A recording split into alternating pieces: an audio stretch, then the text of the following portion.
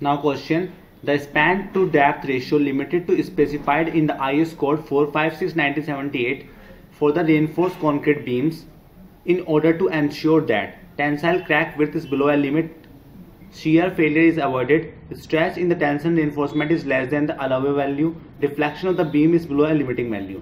तो बेटा वो आपसे पूछ रहा है कि जो स्पैन बाय डेप्थ रेशियो होता है ना, span by depth ratio, okay, जो IS कोड 456/1978 ने दिया है वो क्या इंश्योर करता है? तो वो इंश्योर करता है डिफ्लेक्शन।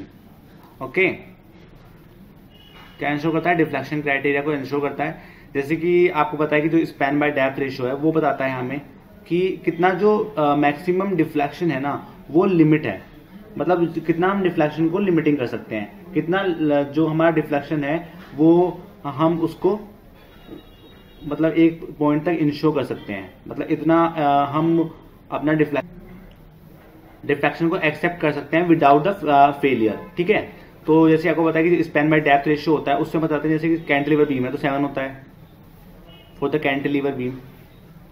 ओके, और यदि मैं बात करूं आपकी सिंपली सपोर्टेड बीम की, तो जो आपका स्पैन बाय डेप्थ रेशियो होता है, ठीक है, वो आपका होता है 20। Okay, for simply supported beam, और कंटिन्यूअस बीम के केस में होता है 26। तो ये जो सारी जो वैल्यू है ना स्पैन बाय डेप्थ की 7, 20, 26, ये आपको बताती है कि इतने स्पैन पे यदि आप इतनी डेप्थ रखोगे, है ना, या फिर इतनी डेप्थ पे आप इतना स्पैन रखोगे तो आपका जो डिफ्लेक्शन है वो आपका लिमिटिंग होगा। मान लो कि आपका जो स्पैन बाय डेप्थ रेशियो 7 से कम आया, या for the cantilever beam case में, ठीक है, तो ये आपको बताएगा कि यदि आपका स्पैन बाय डेप्थ का जो रेशियो है वो 7 से कम आया है तो आपका डिफ्लेक्शन में फेल नहीं होगी आपकी बीम। ठीक है, तो ये आपको ये इंश्योर करता है। So the correct answer is deflection of the beam is below a limiting value. So option D is correct. ठीक है, तो इसको बिल्कुल भी आप मिक्स मत करना with the tensile crack width is below a limiting. ठीक है, जो आपकी जो टेंसाइल क्रैक है ना उसको हम इंश्योर करते हैं एफ क्रिटिकल से, जो होता है 0.7 रूट FC के। ठीक है, ये आपको बताता है कि what is a tensile crack occurring in the beam. ठीक है, तो ये इंश्योर करता है। जो शियर फेलियर को इंश्योर करता है, शियर फेलियर को वो करता है टाउ सी क्रिटिकल। ठीक है, जो टाउ सी की वैल्यू है वो टाउ वी से ज्यादा होना चाहिए। ये क्या होती है? ये होती है नॉमिनल शियर स्ट्रेस। क्या होती है? Nominal shear stress. तो इस बात का ध्यान रखेंगे, what is the meaning of the nominal shear stress, और ये होती है कैरेक्टरिस्टिक स्ट्रेंथ। ठीक है, जो आपने कंक्रीट यूज किया उसकी स्ट्रेंथ। ठीक है, तो जो ये स्पैन बाय डेप्थ रेशियो ये क्या इंश्योर करता है? ये इंश्योर करता है deflection of the beam. So option D is correct. Now question: some of the structural strength of a clay material that is lost by a remolding is slowly recovered with the time. This property of a soil is undergo an isothermal gel to a soil to gel transformation above a agitation of a subsequent rest is termed. ठीक है, तो बेटा क्या होता है कि मान लो आपने कोई क्लेई मटेरियल की सॉइल लिया, ठीक है, क्लेई सॉइल लिया है ना, और आपने उसको रिमोल्डेड कर दिया। रिमोल्डिंग का मतलब क्या है कि आपने आपका जो बोरोपिट था जहां से आपने अपनी सोल को निकाला था उसको निकाल के ले आए, तो उसमें कुछ ना कुछ स्ट्रेंथ तो थी पहले, आपने उसकी स्ट्रेंथ को क्या कर दिया? उसकी स्ट्रेंथ को करते हैं 0, क्योंकि आपने उसको निकाल लिया है ना। तो क्या होता है कि जब आप उसको थोड़ा टाइम के लिए छोड़ देते हो सोइल को, तो वो क्या होता है कि जो सोइल के जो पार्टिकल्स होते हैं ना, जो वॉइड्स होते हैं, मान लो ये सोइल है, तो जो सोइल के वॉइड्स होते हैं ना, ये क्या करते हैं? इनमें रीअरेंजमेंट होना स्टार्ट होता है। क्या होना स्टार्ट होता है? रीअरेंजमेंट। तब इनका रीअरेंजमेंट हो जाता है तो ये एक अपने पर्टिकुलर और एक स्टेबल फॉर्म में रहना चाहते हैं। जब ये स्टेबल फॉर्म में रहना चाहते हैं तो क्या होता है? इनकी जो स्ट्रेंथ है वो टाइम के साथ गेन होने लगती है। Strength is increasing with time. तो जो ये प्रॉपर्टी होती है ना कि जो आपकी सोइल है वो टाइम के साथ, है ना, क्या होती है? रिकवर करने लगती है अपनी स्ट्रेंथ को। ठीक है, तो उस चीज को हम बोलते हैं thixotropic. It is very very important for the exam point of view. ठीक है, एग्जामिनेशन पॉइंट ऑफ व्यू के लिए बहुत ही इंपॉर्टेंट है थिक्सोट्रोपिक। ये आपसे पूछ जाएगा कि क्ले की एक प्रॉपर्टी होती है, वो अपने टाइम के साथ अपनी स्ट्रेंथ को गेन करने लगता है, तो उस प्रॉपर्टी क्या कहते हैं? उस प्रॉपर्टी को बोलते हैं thixotropic. So the correct answer is C, thixotropic. तो ये इसलिए होता है कि जो आपका जो सोइल है वो एक स्टेबल फॉर्म में रहना चाहता है, जिससे क्या करता है? वो अपने वॉइड्स को इस तरह से अरेंजमेंट करने लगता है जिससे कि वो एक स्टेबल फॉर्म को अचीव कर ले, ठीक है। So the correct answer is thixotropic. Now the question, IS 459 1978 recommends to provide a certain minimum steel in RCC beam to ensure a compression failure, to avoid a rupture of steel in case of flexural failure occurs, to hold the stirrup steels in a position, to provide enough ductility to the beam. So ये आपसे पूछ रहा है कि जो हम minimum steel provide करते हैं ना आरसीसी बीम में, वो क्यों प्रोवाइड करते हैं। तो बेटा वो हम इसलिए प्रोवाइड करते हैं, मान लो ये आपकी एक बीम है, ठीक है, और आपने यहाँ पे क्या किया है, यहाँ पे आपने टेंशन रेनफोर्समेंट दिया है। तो कल को यदि लोड आया तो इसमें सैगिंग होगी, ओके। तो क्या होगी, जो ये टेंशन सेक्शन होता है ना, इस पे क्या होते हैं, क्रैक डेवलप होते हैं, क्रैक डेवलप हो जाते हैं। तो इन क्रैक की वजह से क्या हो सकता है कि जो आपका जो फ्लेक्सुरल मेंबर है ना, या आपकी जो बीम है, वो फेल हो सकता है इन द रप्चर केस में। क्या रप्चर हो सकता है आपकी बीम का, रप्चर, क्योंकि आपका जो स्टील, आपने मिनिमम रेनफोर्समेंट दिया नहीं है। यदि आपने मिनिमम रेनफोर्समेंट भी नहीं दिया है तो क्या हो सकता है कि जो आपका पूरा पूरा बीम है ना, वो फेल कर सकता है इन द स्टील केस में, ठीक है। आपका जो क्रैक डेवलप हो सकते हैं, रप्चर हो सकता है इस वाले यहाँ पे, तो इनको बोलते हैं टेंशन क्रैक, ठीक है। क्या बोलते हैं, टेंशन क्रैक बोलते हैं। तो इनसे क्या होता है, यहाँ पे रप्चर क्रिएट हो जाते हैं, यहाँ पे फेलियर्स होने लगते हैं। तो इन सबको रोकने के लिए हमें करना पड़ता है, मिनिमम रेनफोर्समेंट प्रोवाइड करना पड़ता है। तो वो मिनिमम रेनफोर्समेंट कितना होता है, वो होता है AST divided by B into small d equals to 0.85 upon FY। तो ये होता है minimum reinforcement, AST minimum in the case of beam, ठीक है। रिमेंबर इट, बच्चे गलती करते हैं, ये ओनली इन द बीम के केस में होता है। यहाँ पे जो FY है वो यील्ड स्ट्रेस है आपकी, यदि आपने 250 यूज किया है तो FY 250 रखेंगे, यदि 415। और यहाँ पे जो एक बात आपको याद रखनी है, वो ये याद रखनी है कि जो डेप्थ लेनी है ना, वो आपको इफेक्टिव डेप्थ लेनी है, ओके गाइस। तो ये बहुत गलती होती है, तो आप ये गलती नहीं करेंगे, okay.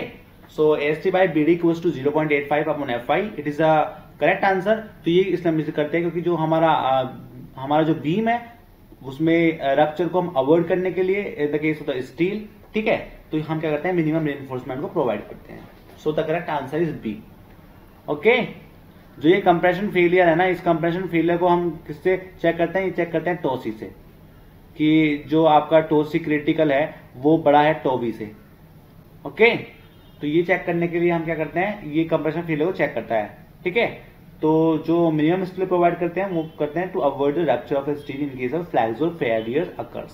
So option B is correct. Shear stress develops in a fluid element if the fluid is at least the fluid container is subjected to uniform linear acceleration, the fluid is inviscid, the fluid is viscous and the flow is non-uniform। अब समझो word में meaning होता है shear stress। बेटा क्या होता है shear stress को हम ऐसे समझते हैं, मान लो ये आपका एक फ्लूइड एलिमेंट है, ठीक है, और आप उस पर shear stress लग रही है ऐसे। तो क्या होता है कि जो आपका जो shear stress है ना, इन the case of the fluid हम डिस्क्राइब करते हैं, और ये जो एंगल चेंज हुआ है वो है फाई। तो जो टाउ होता है वो डायरेक्टली प्रोपोर्शनल होता है d∅/dt। इसको हम बोलते हैं shear stress।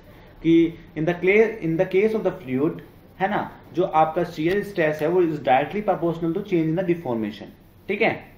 तो उसको हम बोलते हैं shear stress। तो shear stress अब डेवलप कैसे होती है समझो इस बात को। मान लो कि ये आपका फ्लूइड है, ये बह रहा है, तो क्या होता है कि जो डिफरेंट लेयर्स होती है ना, उनमें क्या होता है, उनमें shear stress लगती है ना, ये एक दूसरे को खींचती है, तो उनसे क्या होती है, एक shear stress डेवलप होती है।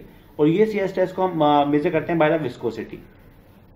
तो यदि आपको shear stress डेवलप करानी है फ्लूइड में, तो आपके फ्लूइड में विस्कोसिटी होनी चाहिए, ठीक है। तो अब विस्कोसिटी तो होनी चाहिए। अब बात आती है यूनिफॉर्म नॉन यूनिफॉर्म की। यदि यूनिफॉर्मिटी रहेगी तो जो आपकी जो shear stress है वो हर स्पेस में सेम रहेगी, ठीक है। पर ऐसा नहीं होता है। ऐसा क्या होता है कि जो आपकी shear stress है वो यहाँ सरफेस पे सबसे ज्यादा होती है ना, और जो आपका बीच वाला सेंटर है उस पर विस्कोसिटी सबसे कम होती है, ठीक है। क्योंकि shear stress का जो डायग्राम होता है वो ऐसा होता है, आपने पढ़ा भी होगा कि shear stress का डायग्राम ऐसा बनाते हैं हम, ठीक है।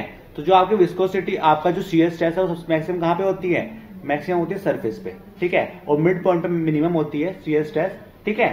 तो यूनिफॉर्मिटी नहीं होनी चाहिए, नॉन यूनिफॉर्म होना चाहिए अभी आपको shear stress को डेवलप कराना है। So the correct answer is D, the fluid is viscous. क्योंकि विस्कोसिटी की वजह से ही, यदि फ्लूइड विस्कस होगा तभी तो shear stress डेवलप होगी, है ना, और आपका जो फ्लो होना चाहिए वो नॉन यूनिफॉर्म होना चाहिए। और यहाँ पे जो इन विस्केट दिखा उसका मतलब ये है कि जो विस्कोसिटी है वो 0 है, non viscous.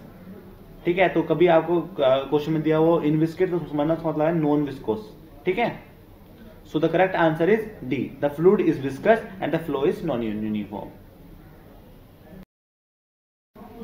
Now question, the Prandtl mixing length for a turbulent flow through a pipe is independent of a shear stress, a universal constant, 0 at the pipe wall, independent of a radial distance from the pipe axis। अब समझो what is the meaning of the आपका जो mixing length होती है ना वो क्या होती है। तो क्या हुआ कि in the case of the turbulent flow तो हम पता नहीं चला था कि shear stress को हम कैसे बताएं। ठीक है, तो क्या हुआ कि जो बहुत सारे साइंटिस्ट थे वो आए, उन्होंने अपनी अपनी थ्योरी दी, तो उस थ्योरी को हम एक बार डिस्क्राइब करते हैं। ठीक है, तो पहले क्या हुआ, सबसे पहले कौन आया, सबसे पहले आप क्या है बोस्निसेक, कौन आए, बोस्निसेक आए सबसे पहले। तो उन्होंने बताया कि जो टाउ टर्बुलेंट होता है ना, क्या होता है कि जो टर्बुलेंट होता है उनमें बहुत सारे फ्लक्चुएशन होते हैं, स्टेबिलिटी होती है, एडीज क्रिएट हो जाती है। तो उसकी वजह से क्या होता है कि जो शियर स्ट्रेस का जो डिफॉर्मेशन होता है ना उसको डिस्क्राइब करना इतना आसान नहीं होता है, क्योंकि जो इसमें जो आपका टर्बुलेंट फ्लो होगा, जो आपकी शियर स्ट्रेस होगी वो दो तरीके से होगी। नंबर 1 थिंग इस विस्कस की वजह से होगी, नंबर 2 थिंग कि आपका जो टर्बुलेंट शियर है उसकी वजह से होगी, क्योंकि जो टर्बुलेंट शियर है उसकी वजह से शियर स्ट्रेस क्रिएट होगी। लेकिन जो विस्कस का जो इफेक्ट होता है ना वो बहुत ही कम होता है और जो टर्बुलेंट शियर का इफेक्ट ज्यादा होता है। ठीक है, तो क्या हुआ कि आपके बोस्निसेक आए, ओके, उन्होंने दिया कि जो आपका टो टर्बुलेंट है, आप विस्कस तो निकाल लेंगे, विस्कस तो आपको लैब में पता ही था। तो क्या किया उन्होंने, एक थ्योरी दी, उन्होंने बताया कि जो आपका टा टर्बुलेंट है, मतलब कि जो टाउ है शियर स्ट्रेस, वो is directly proportional to eta dv by d y. तो जहां पे जो डीवी वाई थी वो क्या था, एवरेज शियर स्ट्रेस था, और जो ईटा था वो क्या था, वो एडी विस्कोसिटी थी, जो एडी की वजह से जो विस्कोसिटी क्रिएट हुई उसकी वजह से थी। तो क्या हुआ कि लेकिन जो यहाँ पे विस्कोसिटी का जो इफेक्ट होता है ना वो क्या होता है, जो सरफेस पे सबसे ज्यादा होता है ना, जो बाउंड्री होती है सबसे ज्यादा होता है, और जो जैसे जैसे बाउंड्री से दूर जाते जाते हैं तो जो विस्कोसिटी का जो इफेक्ट है वो कम होता जाता है। तो ये थ्योरी इतनी अच्छी नहीं थी। उसके बाद क्या हुआ कि उसके बाद नोल्स आए, है ना, नोल्स इक्वेशन स्टार्ट की। उन्होंने लिखा है कि जो टो टर्बुलेंट है ना वो इज डायरेक्टली प्रोपोर्शनल टू या इक्वल्स टू कह सकते हैं यू डैश और वी डैश। तब उन्होंने एक नया टर्म दिया, उन्होंने बताया कि जो यू डैश और वी डैश है ना वो क्या है, वो फ्लक्चुएशन है। यू डैश क्या है, एक्स डायरेक्शन में फ्लक्चुएशन,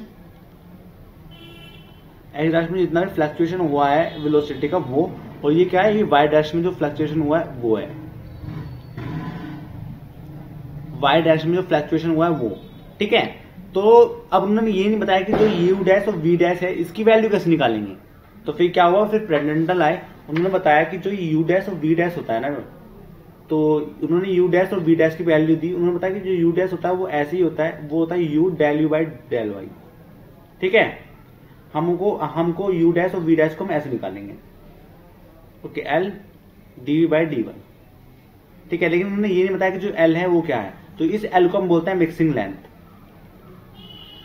मिक्सिंग लेंथ। ठीक है, कि mixing length in the turbulent case, तो वे इसकी वैल्यू नहीं बता पाए थे, वो थे, उन्होंने दिया था प्रेडेंटल इक्वेशन। ठीक है, इसको हम बोलते हैं प्रेडेंटल इक्वेशन। तो यहाँ पे जो एल थी वो थी मिक्सिंग लेंथ। तो ये जो आप देख रहे हो जो मिक्सिंग लेंथ है वो इज नॉट डिपेंडेंट ऑन आपकी जो सीएस स्ट्रेस है उस पर डिपेंड नहीं कर रही है। ये किस पर डिपेंड कर रही है, ये डिपेंड कर रही है आपका वेलोसिटी ग्रेडियंट पे और यू डैश वी डैश पे, जो फ्लक्चुएशन हुआ एक्स डायरेक्शन में वाई डायरेक्शन में उस पर डिपेंड कर रही है।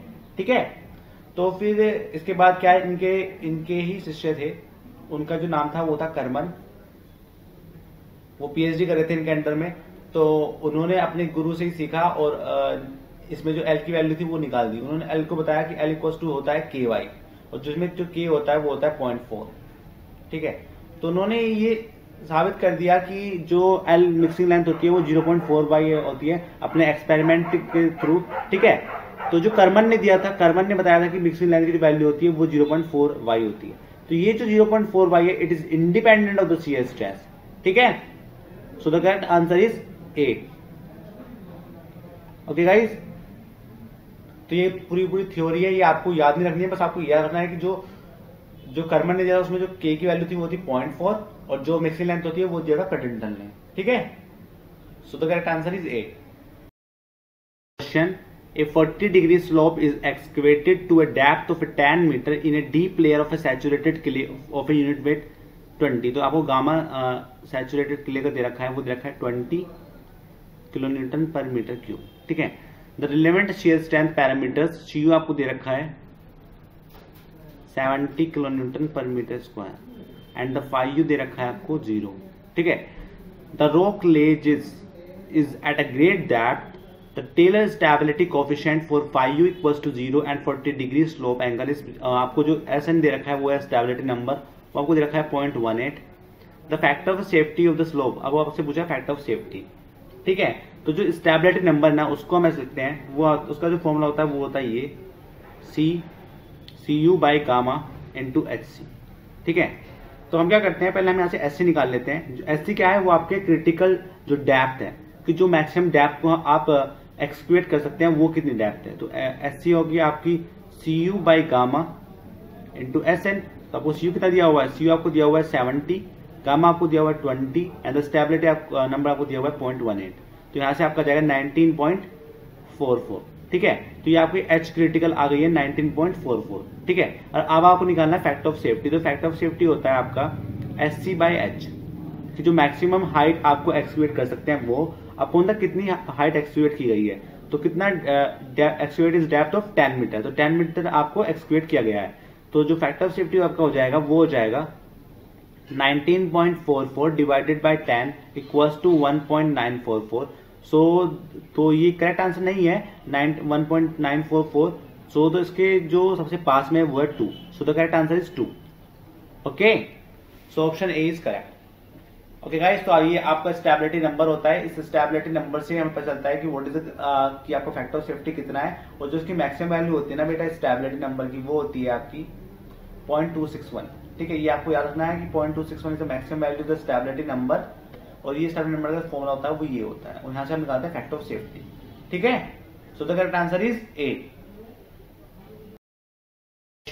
Lysimeter and tensometer are used to measure the respectively one of the following group of quantities, ठीक है। capillary potential and permeability, evapotranspiration and the capillary potential, velocity in the channels and the vapor pressure, velocity in the pipe and the pressure head। तो बेटा जो आपका lysimeter and tensometer होता है ना, जो lysimeter होता है, lysimeter वो आपका डिस्क्राइब करता है evapotranspiration, ठीक है। अब मैं आपको बताता हूँ what is the meaning of the evapotranspiration। जो आपके जो प्लांट्स होते हैं ना, तो क्या होता है कि जब आपका प्लांट्स रूट में जो वाटर जाता है ना, तो क्या होता है कि जो ये जो इनका लीव्स होती हैं, इनसे क्या होता है इवेपोरेशन स्टार्ट हो जाने लगता है, ठीक है। तो इसको हम इवेपोरेशन जो आपका प्लांट्स के जो आपके लीव्स हैं उनसे पास होता है, उसको हम बोलते हैं इवेपोट्रांसपिरेशन। क्या होता है कि इवेपोरेशन जो होता है ना, इन the case of the plants में जो इवेपोरेशन होता है वो ट्रांसपिरेशन की वजह से होता है, ठीक है। तो ये दोनों जो टर्म है उनको एक साथ मिक्स करके लिखा जाता है, उसको हम बोलते हैं इवेपोट्रांसपिरेशन, ठीक है। इवेपोरेशन को और ट्रांसपिरेशन को एक टर्म लिखा जाता है, उसको हम बोलते हैं इवेपोट्रांसपिरेशन। और इसके लिए हम इंस्ट्रूमेंट यूज करते हैं, उसको हम बोलते हैं लाइसीमीटर। तो lysimeter is use for the evapotranspiration, ठीक है। So the correct answer is lysimeter is use for evapotranspiration. तो एक ही ऑप्शन है ऐसा कि जो लाइसीमीटर में इवेपोट्रांसपिरेशन दिया गया है। So option B is correct. अब देखते हैं what is the meaning of the capillary potential. तो कैपिलरी पोटेंशियल में हम क्या करते हैं कि मान लो ये आपका सोइल है, ठीक है। तो क्या होता है कि एक पर्टिकुलर जब आपका सोइल गामा सैचुरेटेड होती है तो एक पर्टिकुलर डेप्थ तक इसमें क्या होता है कैपिलरी एक्शन होता है। तो वो जो कैपिलरी एक्शन होता है उस कैपिलरी एक्शन को डिस्क्राइब करने के लिए हम यूज करते हैं कैपिलरी पोटेंशियल, ठीक है। तो कैपिलरी पोटेंशियल मेजर करने के लिए हम डिस्क्राइब करते हैं टेंसोमीटर, कि कितना टेंशन हुआ है। एक इंस्ट्रूमेंट होता है उसको हम रख देते हैं और उससे हम निकालते हैं कि what is the capillary potential कितना हुआ है इस पोजीशन से इस पोजीशन तक। तो ये जो मेजर किया जाता है by the tensiometer. So the option B is correct. Okay guys, now question, the ruling minimum radius of a horizontal curve of a national highway in a plain terrain for a ruling design speed of 100 km per hour with the E आपको दिया हुआ है super elevation 0.07 and आपको friction दिया हुआ है 0.15 is close to, ठीक है। तो आपको एक फॉर्मूला पता होगा E plus F equals to जब हम लिखते हैं वो होता है v² बाई जी आर, और जो यहाँ पे v होता है वो होता है आपका मीटर पर सेकेंड में, ठीक है। तो जब आपसे पूछा गया वो आर की वैल्यू, तो आर आपका हो जाएगा, उसको हम बोलते हैं आर मिनिमम, जो आपकी रूलिंग मिनिमम रेडियस होती है वो v² by g into e plus के एफ, ठीक है। लेकिन यहाँ पे जो v आपको दिया हुआ है वो दिया हुआ है मीटर पर सेकंड में, तो उसका एक डायरेक्ट फॉर्मूला होता है जो आपको याद रखना चाहिए, जैसे कि आपको की जो कैलकुलेशन है वो आपकी कम हो, ठीक है। तो वो होता है v² by 127 e plus F, ठीक है। तो जो आपका जो आप फॉर्मूला हो गया वो हो गया R minimum equals to v² by 127 e plus के एफ, ठीक है। तो ये हो गया आपका फॉर्मूला। अब आपको v दिया, यहाँ पे जो v है वो है किलोमीटर पर आवर में, ठीक है। तो आपको v दिया हुआ है क्वेश्चन में, वो कितना दिया हुआ है 100², ये आपको 127 दिया हुआ है, e आपको दिया हुआ है सुपर एलिवेशन 0.07 प्लस के आपको 0.15 दिया हुआ है। तो यदि आप इसको सोल्व करेंगे वो आएगा 357.09, ठीक है। तो इस अप्रोक्सीमेटली इक्वल टू 360 मीटर। तो यहाँ पे जो रेडियस होती है ना वो मिनिमम रेडियस होती है। अब समझो वो मीनिंग होता है मिनिमम रेडियस। तो जो आपकी रूलिंग मिनिमम रेडियस होती है ना वो आपको ये डिस्क्राइब करती है कि यदि आपको ruling design speed 100 kilometre per hour रखनी है और सुपर एलिवेशन इतना है, तो उसके लिए आपको मिनिमम रेडियस कितनी रिक्वायर्ड है, ठीक है। कि इतना सुपर एलिवेशन को अचीव करने के लिए आपको इतनी मिनिमम रेडियस को रखना पड़ेगा, ठीक है। तो ये जो रेडियस को हम डिस्क्राइब करते हैं वो डिस्क्राइब करते हैं फॉर द मिनिमम रेडियस। तो आप याद रखना इस बात को कि हम जो भी मेजरमेंट करते हैं वो करते हैं मिनिमम रेडियस के लिए, कि कितना मिनिमम से मिनिमम रेडियस हमें रिक्वायर्ड है for the this elevation, super elevation, ठीक है। So the correct answer is B, okay. देसी ना बोलिया कर छोरी रे, इस देसी की फैनिया दुनिया हो रही है।